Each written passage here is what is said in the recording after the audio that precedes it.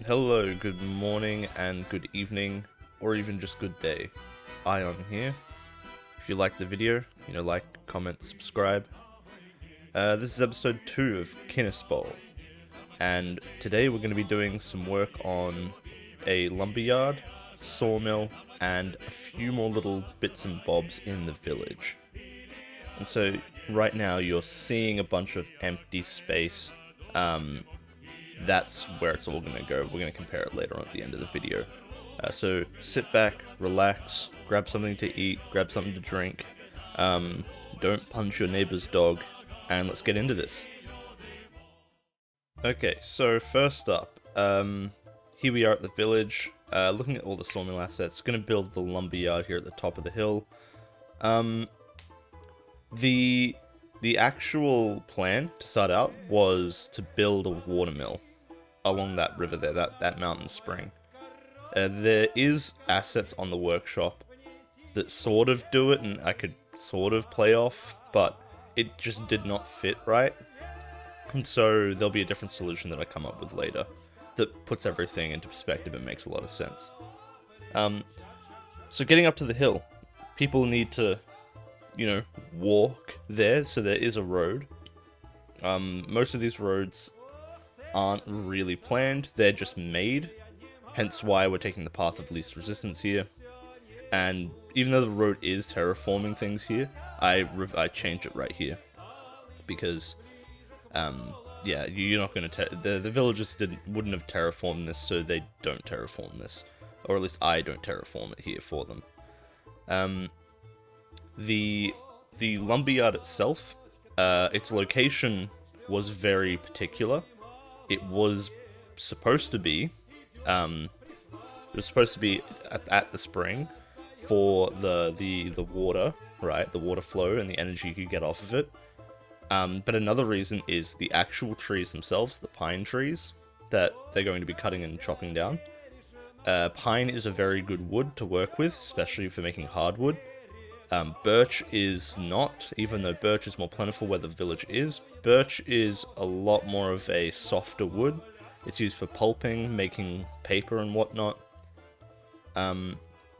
So they purposefully and intentionally use pine. And here we're just starting to place the actual assets. That there's a sawdust bin. It's used mostly for just storing sawdust, though as that little pot on the top indicates, you can heat up the interior to burn off the excess if you so choose, though that would be very rarely used here. There's just not a lot of reason to do it. The actual operations of the lumberyard itself, I'm replacing it with this smaller one that makes more sense with the ladder. To make sense of the operation, most people who work here live here as well. That little shed there is just to store tools and whatnot. The way so there's one of the houses. The way the villagers would work and live in this area, they would mostly just live up here, work up here, and then in the cases where they needed something, like perhaps they needed bread, maybe they needed some new clothes, maybe they needed a new axe, they would go down to the village. The village isn't too far away. It's only, I would say, maybe half an hour walk, maybe an hour walk from the lumberyard.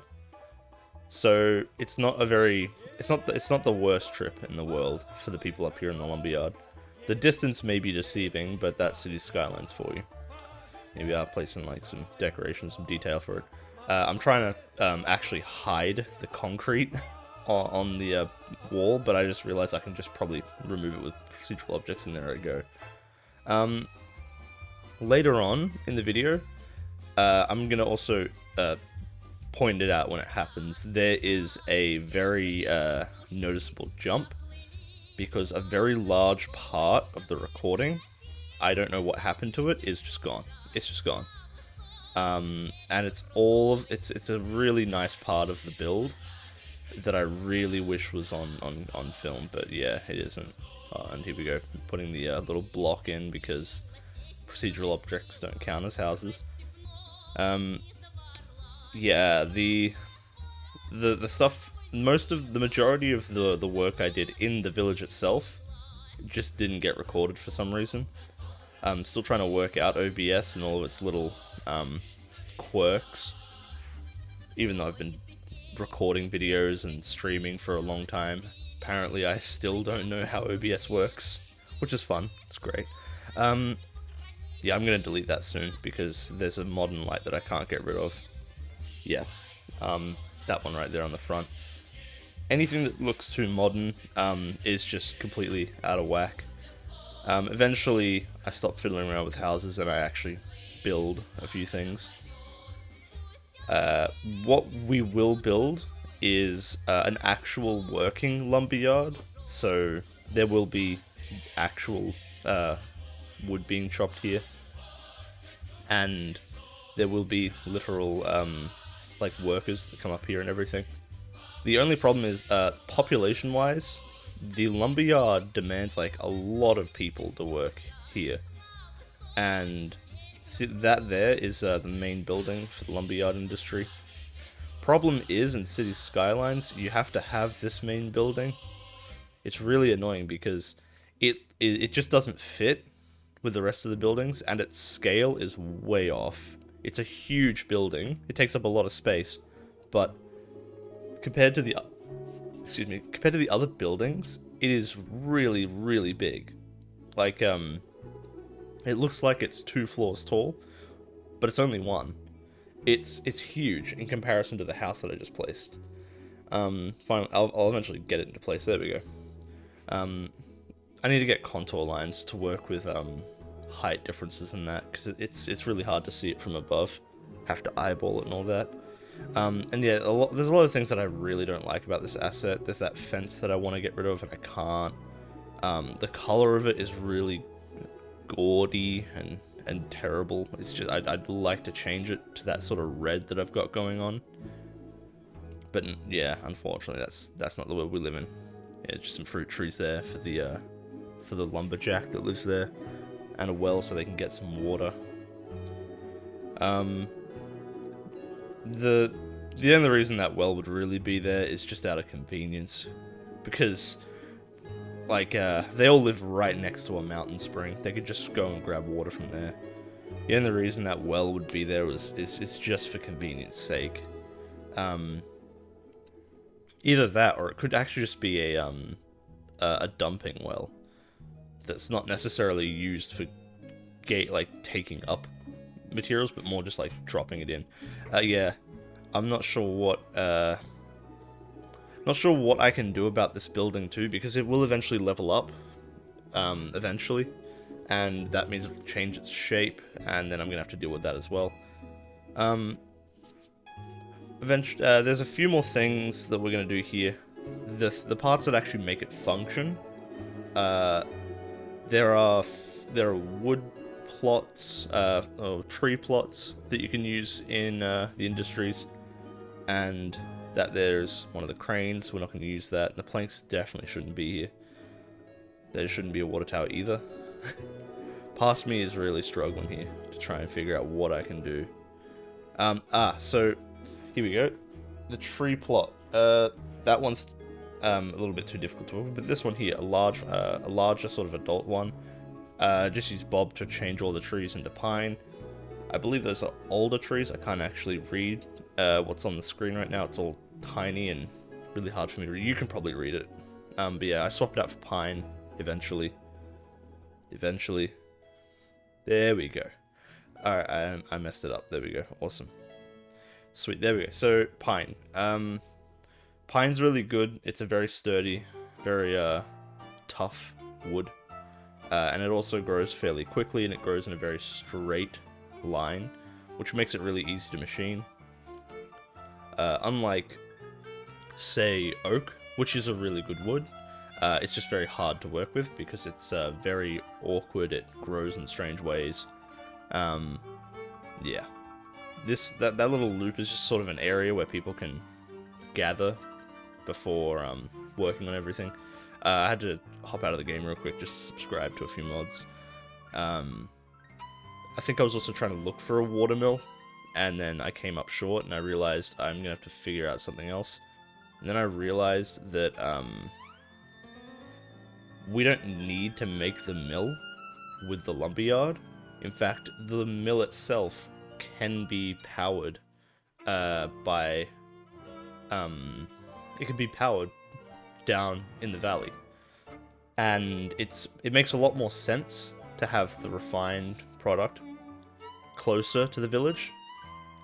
And if there's also a hill that all the lumber is being chopped at, why not push the logs down the hill and closer to the town? So that's what we're going to work on here. Moving everything a little bit out of the way so I can make a little bit of a road that gets us a more favorable angle to push from. Just gonna... and dealing with no control here because had a little bit of a funky situation with this road. Yeah, there we go, fix it there. Oh my gosh, my phone is lighting up. They can wait. So there's that. With the with pushing logs down a hill, there's a few things I've forgotten to add. And I'll talk about it more when we get to it. And I'll have to address it in the next episode because I want to get this one out. In fact, there's a lot of things I want to get done in next episode. And one thing I want to do next episode is actually record what I do. Here we go. This is the ramp, or I guess it's more like a slide to the sawmill from the lumberyard. This is the only part that they'd bother terraforming.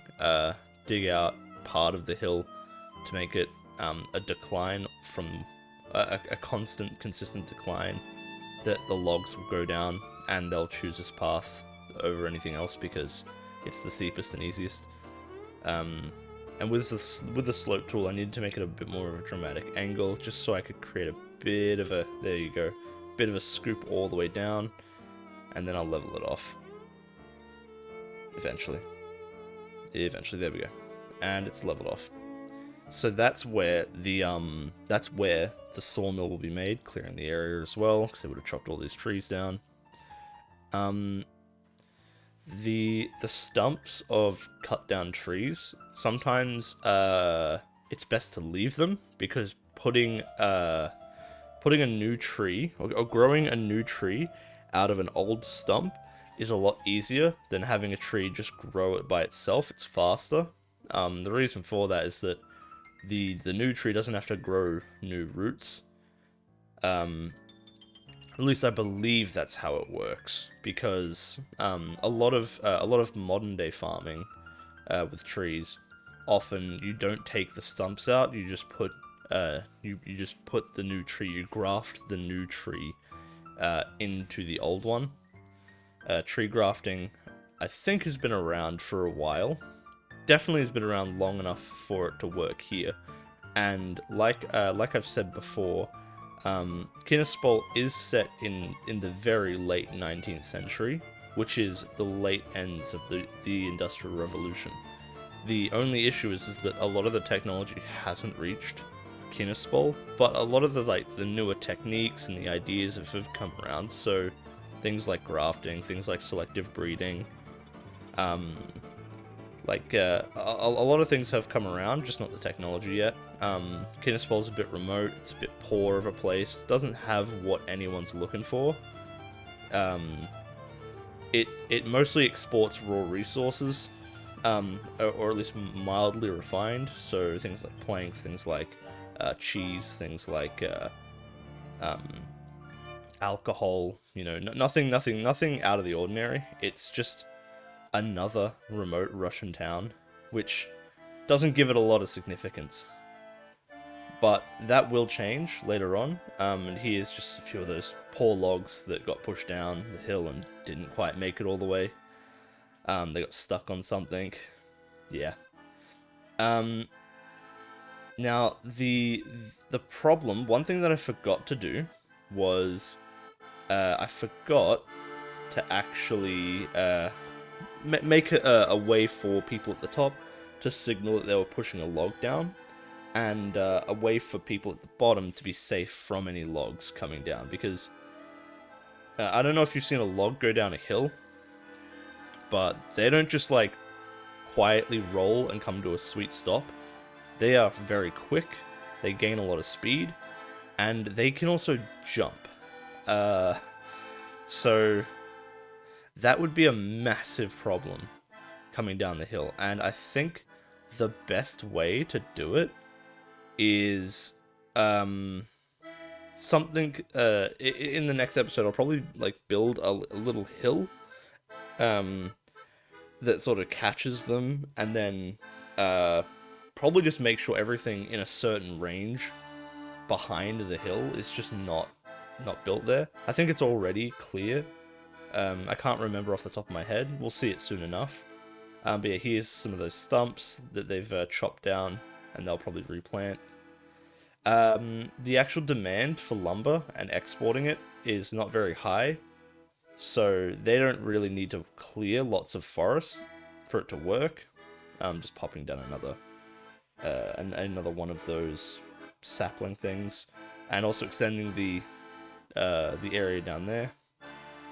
Yeah, so here we go. I'm trying to get rid of them, but I realized that it affects both of them, which isn't actually a problem. I fix it really quick. It's just a matter of switching the tree type and then just making those disappear.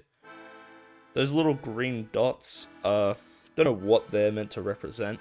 Maybe some sort of like fertilizer. I can't get rid of them, so that's gonna have to stay there. That's just the situation we're in right now. Try to hide it a little bit. That's kind of the best I can really do for it with now. Yeah, now the sawmill at the very bottom of the hill. This is where all the logs are sort of ended up and collected. Yeah, there's gonna need to be a hill there that stops them, and then this crane should be able to reach over the hill and pick them up and bring them over. Or at least that's the idea. It's kind of funny that I thought of that crane, but I didn't actually think of a hill or anything to stop it, which is... I don't know, I think maybe my brain just decided it wanted to have a conversation with itself and not the other half, or something like that, because half of what should be here is here, and it assumes the other half is there, but it's not, so... Not sure what I was thinking. The OHS inspector is not gonna like this. Not one bit. Not one bit at all. So I'm gonna have to figure out how I can get him to delay his inspection of the facility. And until then, we're gonna try and dig up a hill next episode and fix that. Little offshoot road just for the sawmill itself. I thought I'd try and build it off the road first, then I realized I might as well just start it here, and then build it later. Oh, not the desk. Yep, so here's the main, that's the sawmill building, and it kind of looks like it's in line with the danger zone of logs flying over. And so is that rotor, which is just comically bad. Now that's just really dangerous. Now we've got a sawmill. A sawdust bin as well. That wind rotor, that would power the sawmill inside. The actual like column, the spinny boy, goes into the ground and it just attaches to some gears and networks underneath. I'd say there's a basement for that sawmill, which I'm also gonna have to probably fix up as well, because it looks like it's suspended on some very small stilts. Though at the same time, it's not like there couldn't be a basement under there. I'll just probably want to make it more clear. There's some refined lumber that they put there. This thing that I'm building here, the building I'm moving right now, that is the entrance, for logs at least, into the sawmill. Just putting it in so I can have a reasonable place for all of it to sort of like scoop in. There's a little hatch for logs to fit into, and this little ramp and like tower thing that you're seeing on the right, that there is called a wigwam burner. It's meant to burn off, I think, sawdust. It's not going to be used for that. It's also not going to be used for what I'm trying to make it do now, which is, I think, to put logs in. I don't know what it was that I wanted this to do. It seemed to be right in the moment, but it'll actually end up being repurposed and reused as a charcoal kiln, which essentially, charcoal kilns are usually you bury a bunch of wood, chopped up bits of like offcuts and all that sort of stuff, and you burn it to create ash and charcoal. That is like the charcoal is obviously used in a lot of things. The ash is also used in like soap. It's used in glue. It's used in making dyes. It's a cool thing. I think it's even used in some medicines. But for this case, the wigwam. This is me actually researching it now. The wigwam burner is going to be a charcoal kiln. Usually charcoal kilns are just the formal name of burning wood. In this case, it's an enclosed, more permanent structure that offers a lot more space and reliability in the product, or at least consistency in the amount you'll get, and also like the safety of it all. Because with a charcoal kiln, the problem with doing it and burying it is you get a lot of inconsistencies in when fire will stop burning. It's a lot more controlled if you have this purpose-built structure, and you can also do a lot more. You don't need to keep digging up the charcoal every single time, and it also doesn't get dirt in it as well, creating a more imperfect product. This little crane here is specifically just built so you can get the logs in. Just gonna quickly fix it up so it's actually attached to the log and it's not just floating in midair. Yeah, so the charcoal kiln there is going to be moved away from everything else because the potential of it catching fire and burning is present. The charcoal kiln itself, while it may look like it's made of corrugated iron, or it's like rusted up, that's not iron. That's actually leather, which might come as a shock, and most of the other parts of it are just made of like wood, or treated wood. And this is me putting a little smokestack in it, which hilariously comes out the side. There we go, I fixed it. Yeah. Wigwams are not actually made out of metal, and the reason why is because metal absorbs and transfers heat really well. That's something you don't want when you're trying to keep the heat inside. It's great for like a pot that you cook with because you want to transfer the heat into the pot. In this case, we do not want to transfer the heat. We actually want to keep it inside. And we only want to let the smoke out because people eventually need to breathe in there to like work in there. So we kind of want to get rid of the smoke. That's the only thing we're getting rid of. Otherwise, it's going to be a really hot kiln, and it'll let out smoke once enough is built up, and it's essentially just a way to trap a bunch of burning wood. Yeah. If you've ever had a fireplace before, and you've noticed that at the very end you've got all these dusty pieces of wood left, that's pretty much charcoal. It's just not the best kind of charcoal you can get, and with a charcoal kiln, that's how you make the best kind. You bury it. It traps more of the heat in. It makes it a much better product at the very end. Yeah. And this is, I'm not sure why we're back up here. Oh yeah, to build more houses, right. To build more houses, because one person doesn't work here. More than one. A few more houses are built here. The majority of the people that work up here live up here. Some of them are gonna be between the village and up here. The only reason they'd be between is because it might be an apprentice who lives with their parents down there. Maybe say one of the apprentice lumberjacks actually lives at the cow farm, and they wanted to be a lumberjack. Yeah. And they'll probably move up here once they've got their house built up here. But for now, there's only a few houses. More will come. More will come in due time. But for now, the village is rather small and sort of piecemealing, building it all in little bits. So next episode, I will come back to this place. Maybe not the lumberyard. The lumberyard's pretty much fine. Unless I find an asset that I can replace that really annoying building with, then yeah, we might not come back to the lumberyard. We'll definitely go back to the lumber mill and make it way more logical and safe. I just wish I thought of that at the time. But now, yeah, just working on some of the houses.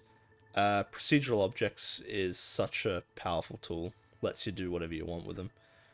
And it also, the main thing that I like about it is it stops buildings and it stops objects from being terrain conforming.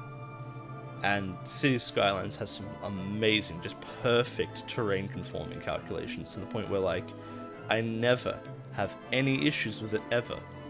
Which is just a joke because I always have to, like, fight with it. Dealing with height in City Skylines is honestly well, it's not really a chore. It's fun, but it is a very consistent challenge. It is a difficult challenge, to say the least. But it's a fun one. It's a fun one. Here's some more height differences. There we go. Those ones worked really well.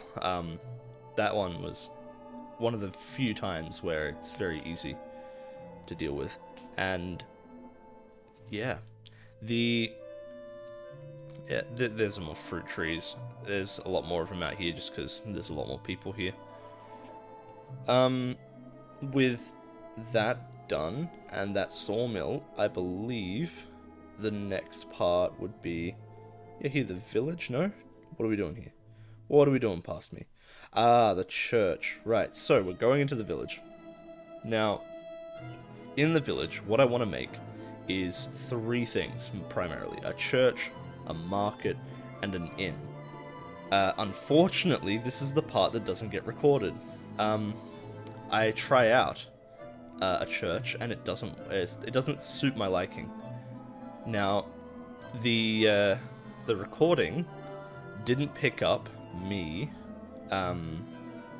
building any of it. It just picked up the very end where I'm finishing it all up, which is really annoying, and you'll see the cut happen in approximately 2 minutes. Here's just a house that I'm putting in. It has some birch wood at the top. That's nice. I'm going to just talk about the market because we don't get to see it later. So the market is a big feature in a place like Kinaspol. It's where people will go to trade goods. It'll be a place where merchants come to sell and buy goods. Most of the goods traded by people here locally are just like for like. You'll have like cheese traded for boots, wheat traded for beer, stuff like that. No one really touches coin. Most people that live here don't touch coin for very long stretches of their life, and they don't need to. Yeah, here we go. We're about to see the cut now. There it is. Yep, and it's all just popped in. The market here it has a lot of the local produce. It also has imports and stuff that's going to be exported. Merchants will often come to Kinaspol to trade for goods. They'll buy and sell goods here. They're the few people that actually bring coin into the market, and the major traders in the town are going to be the Baron and the traveling merchants. Kinaspol's not a very big town, but it does have a lot of good exports, so it entices merchants to come to Kinaspol, where otherwise it would just be a dead end. The only way Kinaspol can really sort of keep itself relevant as a town is by its exports and by its market culture. So that is a big focus of the town, and this would be the very like center, like everything goes on and happens here sort of area. With the church here and with an inn here, the inn being a place where drinks and meals are served, and a place where people go to sleep when they're traveling. and then also it's where the vodka is brewed. The brewery here, the actual inn, which has been renamed, and the signage on the front even says Bluestone Inn. They use wheat. They use wheat to make vodka. Though that whole build was not there. Here's just sort of the final touches on the market here. Some of the foreign goods that come in here could most of the goods would be if it's at all like really foreign, it'll be like Mongolian, Kazakhstani, and other like sort of Central Asian countries, and their goods. So that's what you'll see here, really. That's where most of the foreign stuff would come from. Any of the local stuff, or even just the majority of goods, will just be Russian in some flavor or form.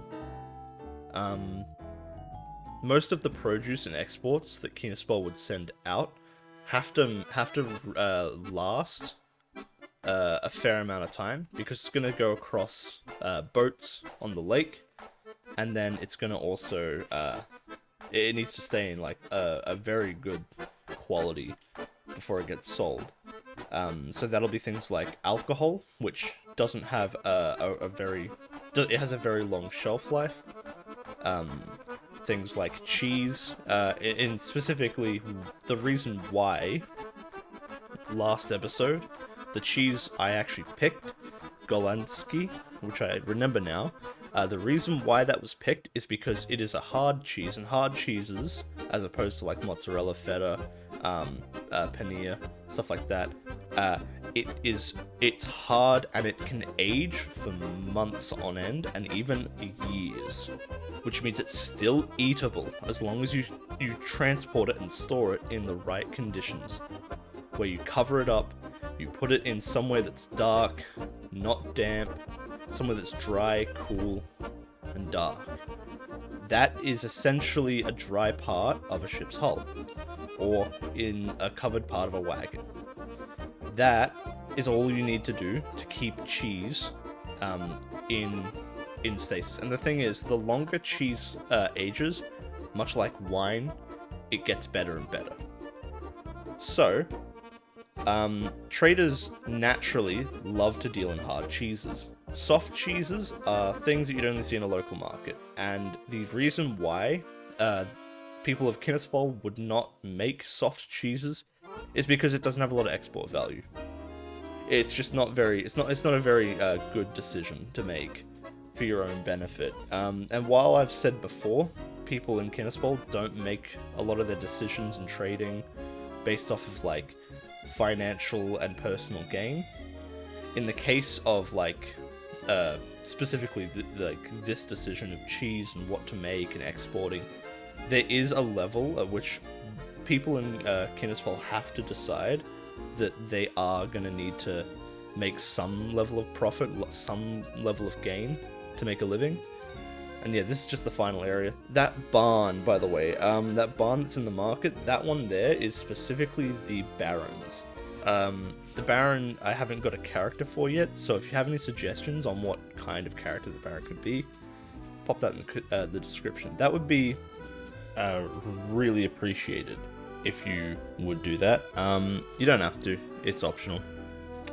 We're getting to the cinematics now, so it is time for me to wrap this all up. So if you did enjoy this video, you know, like, comment, subscribe, and all that.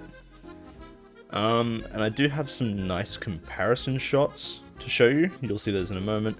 I just really wish I could have had the entire video captured and recorded, though. I am looking at the time code, and it is already over 30 minutes long. This might have been a 40-minute video.